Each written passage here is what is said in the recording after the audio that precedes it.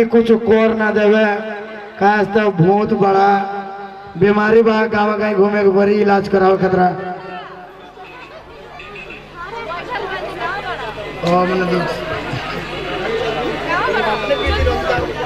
हमने संग घूमे कन्हैया रास रचैया राधा न जाए रे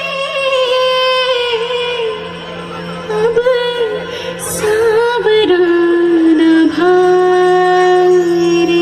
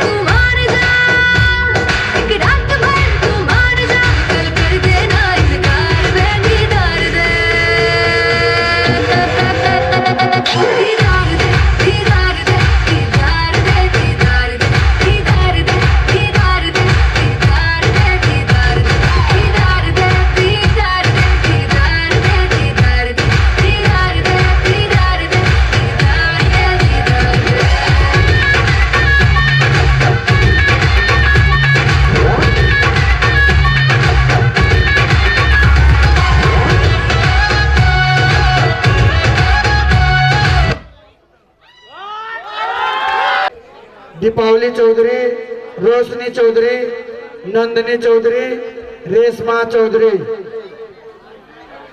ऑपरेटर महोदय अनुरोध प्ले म्यूजिक और जेंट्स में साथ दिल खतर ब्रिज किशोर चौधरी भी उपस्थित बानी। भैया ये माया कला चीज का हो, ये पब्लिक बहुत याद आए। दादा दादा का हुइल भाई यार ये माया कला चीज का हो, ये पब्लिक बहुत याद आए। दूर बोटे माया लागत लगे बोटे झगड़ बैठे, ये माया का हो भाई? खोई दादा मोटे अभी तक लवे नहीं करल बा। हो सजन तोहर बिन न लागे मन। हो सजन तोहर बिन न लागे मन।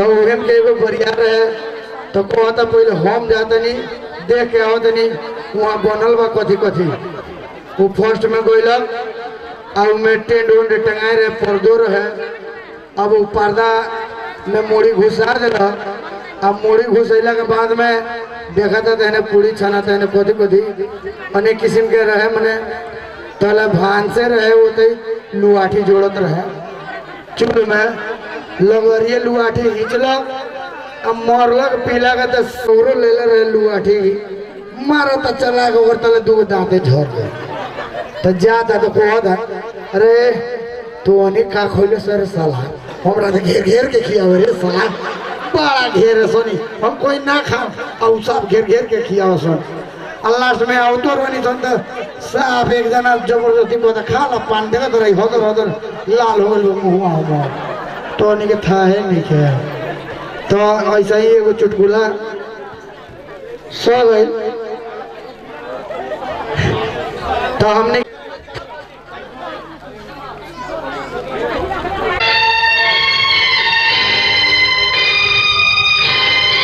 विक्की भैया, रवि भैया, क्या हो रहा है ये सब? क्या चाहिए आप लोगों को हमारे बक्से में से? कृष्णा, ज्योति के गहने का। छोटी मालकिन के गहने? हाँ। ओह, कितना अनजान बन रहा है बेचारा। सीधी तरह से बता दे कि ज्योति के गहने कहाँ छुपाए हैं। कहीं बेच कर तो नहीं चला है? विक्की भैया, आप लोगों को हम पर ऐसा घटिया इल्जाम लगाते हुए शर्म आनी चाहिए। अरे अरे क्या हम अपने घर में चोरी करेंगे? हाँ? छोटी मालकिन क्या हम चोर दिखाई देते हैं? हाँ? क्या चोरी जैसा नीच और घटिया काम हम कभी कर सकते हैं? तो फिर गहने कहाँ गए? इस घर में और कौन है जो चोरी कर सकता है तुम्हारे सिवा? बस भैया, मुझे अपने गहने चोरी होने का इतना गम नहीं है जितना कृष्णा की बेइज्जती का है। ये चेन तुम्हारी है ना ज्योति?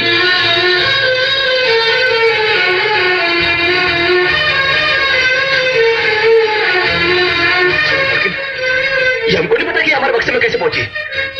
हम सच कहते हैं। तो तू कहना क्या चाहता है? हमें से किसी ने ये चेन तेरे बक्से में रख दी? ये इस तरह नहीं मानेगा। फोन करके पुलिस को बुलाओ, वो खुद ही कबूल करवा लेगी। तुम ठीक कह रही हो। अरे नहीं, इस घर में पुलिस नहीं आएगी। छोटी मालकिन ने समझाइए, इस घर में पुलिस आएगी तो इस घर की बड़ी बेइज्जती हो जाएगी। ठहरो, कोई जरूरत नहीं पुलिस को मेरे दरवाजे पे बुलाने की। मगर बड़े भैया ये रवि, मैं अभी तक मारा नहीं हूं। घर की छोटी मोटी उलझने मैं खुद सुलझा सकता हूं। साहब जी ने डांटिए, अभी का अभी डांटिए। अरे छोटी मालकिन के गहने चोरी हो गए और ये लोग हम पर शक कर रहे हैं। ये लोग सोच रहे हैं कि वो गहने हम कहीं बेचा है।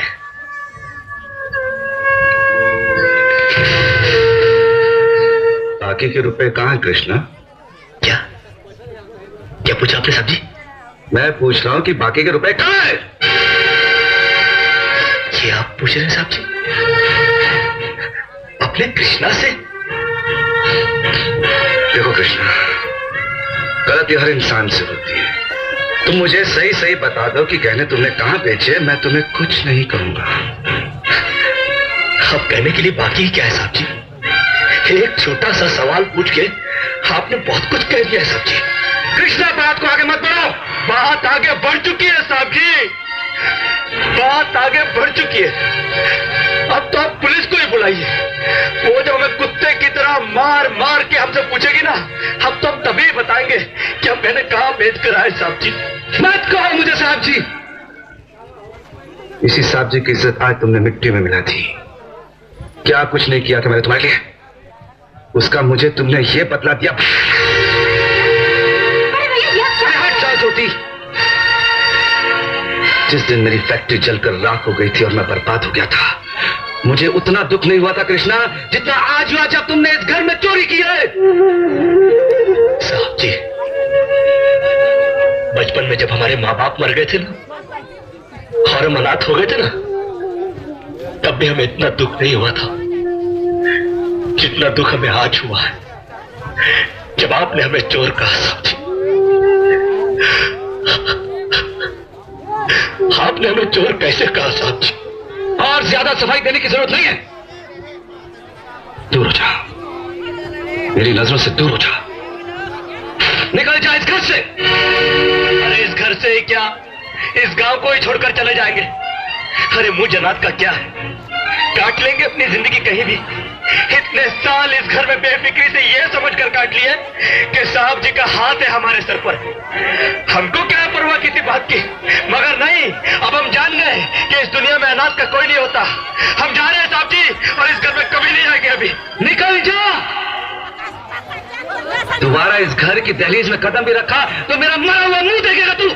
अरे नहीं नहीं नहीं, मुझ नौकर के लिए अपने दिल को दुख देने की कोई जरूरत नहीं। मैं कदम भी नहीं रखूंगा यहाँ पर, कभी नहीं आऊंगा अभी। भगवान के लिए भैया को गलत मत समझना, उनकी बात का बुरा मत मानना, वो तुम्हें बहुत प्यार करते हैं। हाँ देखा देखा, बहुत प्यार करते हैं मुझसे। कृष्णा, ये क्या हो रहा है? क्यों चिल्ला रहे हो? अरे नहीं नहीं, आप हमसे बात मत करो बड़ी मालकिन। क्यों? अरे हम छोटी मालकिन के सारे गहने चुरा के खा चुके हैं। ये क्या बकवास कर रहे हो? अरे नहीं, हम सच बोल रहे हैं, हम सच बोल रहे हैं। हम चोर है चोर, और आप भी हमसे बात क्या कर रही हो? आप हमको मारो, मारो हमको। कृष्णा, बड़ी मालकिन, जब विक्की भैया ने हमको चाटा मारा ना, हमको बुरा नहीं लगा। अरे नैना भाभी ने हमको कुत्ता बोला, कुत्ता, हम वो भी सह गए। मगर आज साहब जी ने जब हमको चाटा मारा तो हमें याद है, यहाँ लगा यहाँ। उन्होंने तुम्हें चाटा मारा? हाँ, और सिर्फ चाटा ही नहीं मारा, घर छोड़कर जाने के लिए कहा है, और हम भी यहाँ रहेंगे नहीं, हम जा रहे हैं। और आप भी सुन लो बड़ी मालकिन, अगर भूले भटके हमने आपके दिल को ठेस पहुंचाई हो ना, तो हमको माफ कर देना। ये क्या सुन रही हूं मैं? आपने कृष्णा पर हाथ उठाया, उसको घर से निकल जाने के लिए कहा? आप क्या समझते हैं हमारा कृष्णा चोरी कर सकता है? अरे अगर भगवान भी जमीन पर उतरकर उसके खिलाफ गवाही देना, तब भी मुझे विश्वास नहीं होगा। आप किसे मान गए? काम का मत मान गया कि कृष्णा ने चोरी की है। फिर आपने ऐसा क्यों किया? बड़ी सीधी सी बात है, जान के समझने की कोशिश करो। मैं सब कुछ बर्दाश्त कर सकता हूं, लेकिन कृष्णा को कोई कुछ कहता है तो एक तीर सा लग जाता है मेरे दिल में। आज वो तीर पूरी तरह घुस गया है मेरे दिल में, जब लोगों ने उसे चोट बड़ी मुश्किल से संभाला है मैंने जख्मी दिल को। बड़ी मुश्किल से उठाया ये हाथ मैंने उसे मारने के लिए। बड़ी मुश्किल से मैंने उससे कहा कि निकल जाओ घर से। लेकिन जरा ये तो सोचिए, वो जाएगा कहाँ? दुनिया बहुत बड़ी है जानकी, कहीं ना कहीं चला जाएगा, और ठोकरे खाने के बाद संभलना भी आ जाएगा। नहीं, मैं उसे दर दर की ठोकरें खाने के लिए नहीं जाने दूंगी। नहीं जानकी, तुमने अभी तक मेरे भाइयों को पहचाना नहीं। तुमने ये सोचा नहीं है कि मेरे मर जाने के बाद। ऐसा मत कहिए। हाँ जानकी, मेरे मर जाने के बाद इस घर में उस गरीब की क्या हालत करेंगे ये तुमने सोचा नहीं। अरे वो इस घर में रहकर समझ नहीं सकता, क्योंकि उसके दिल में मैल नहीं है। लेकिन उसे भेजना भी है तो ऐसे ही क्यों? दूसरा तरीका उसकी समझ में नहीं आएगा जानकी, और वो हमारा दामन छोड़कर कभी नहीं चल पाएगा। अरे साहब जी, जिन हाथों से मारा उन हाथों से आशीर्वाद तो दे दो। अच्छा बड़े मालकिन, कम से कम तुम तो आशीर्वाद दे दो। हम समझ गए कि इस घर से हमारा दाना पानी उठ चुका। अरे बड़ी सीधी सी बात है साहब जी, मगर कृष्णा के समझ में आ जाई है कि गरीब की किस्मत उस पर कुछ दिनों के लिए मेहरबान तो हो सकती है, मगर हमेशा के लिए संवर नहीं सकती।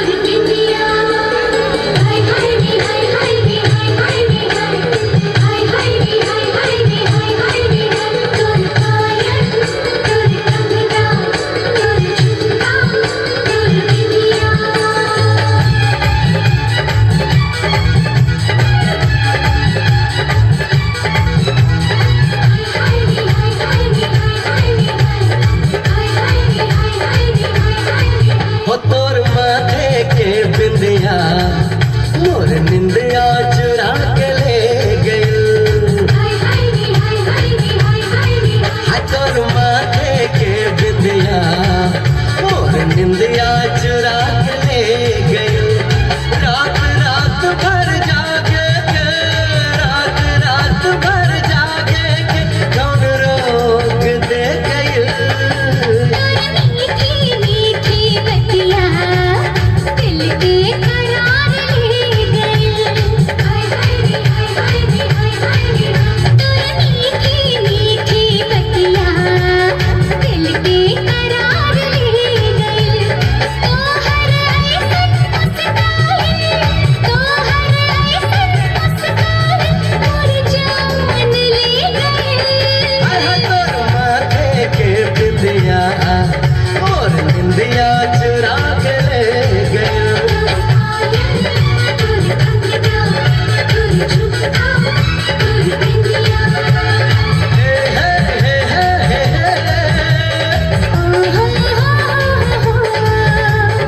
ऊपर की होठलाली औरी कनवा के बाली, पायल के झनकार लेके चल चल मतवाली।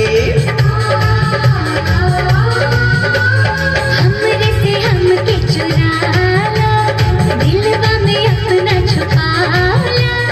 सहल न जाई बेकरारी करवा हमके लगाला। तोहरा पे है ई दिलवा, तोहरा पे है ई दिलवा कुर्बान हो गई। मीठी मीठी बतिया दिल के करार ले गई। तोर माथे के बिंदिया और निंदिया चुरा के ले गई।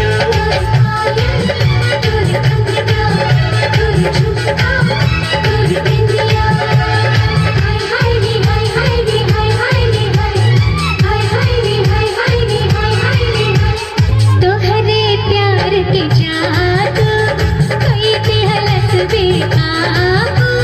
होश खबर ना पाते अब तक सुन ला छला बाबू। तोहर अदा तड़पावेला, दिल पे बिजली गिरावेला। खो जाई हम तोहरा में, इहे मन अब चाहेला। मस्ती में अब डो दहिया, मस्ती में अब डो दहिया, एक जान हो गई। तोर माथे के बिंदिया मोर निंदिया चुरा के ले गई। तोर मीठी मीठी बतिया दिल के करार ले गई। रात रात भर जागे के, रात रात भर जागे के कौन रोक दे गई।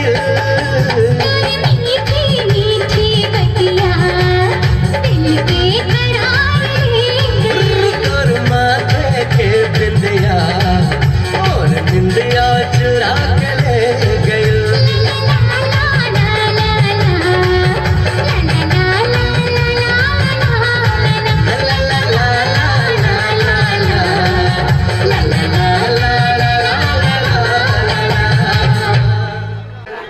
किशन देवदास सुरती नर्सरी। खेती ना हो तो उस खेती कर सकते नहीं, चाहे तो किशन देवदास के नर्सरी में जाके सुरती ले सकते नहीं।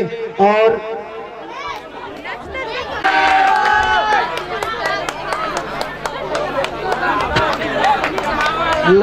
हमने के ट्रैक म्यूजिक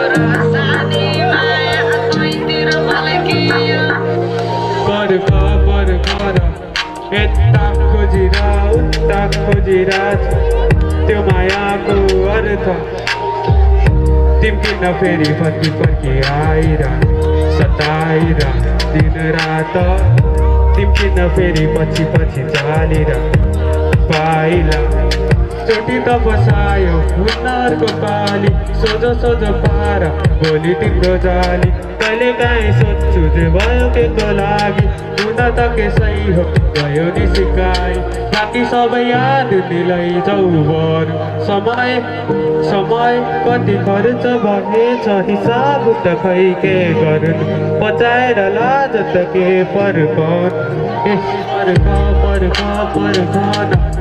नगर नहतार नगर यता खोजिरा उता खोजिरा छु त्यो मायाको अर्थ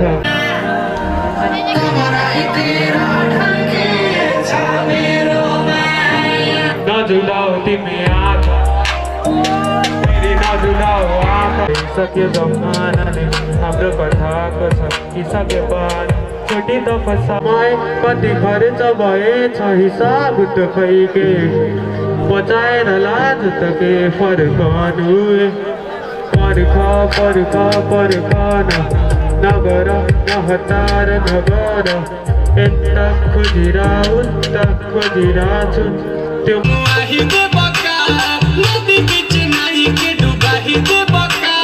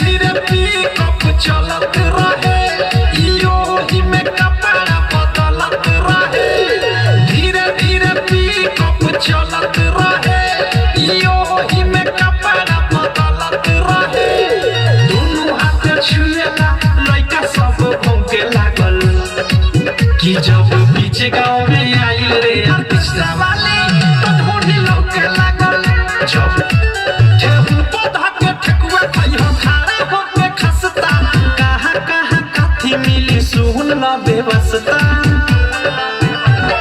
ढोरीपुर में पान खाई हो जोबनपुर में नसता मोहन कला ताजा राजा कहत जाई रसता आवा हमारा नंदन जाता तू तो लंदन आवा हमारा लंदन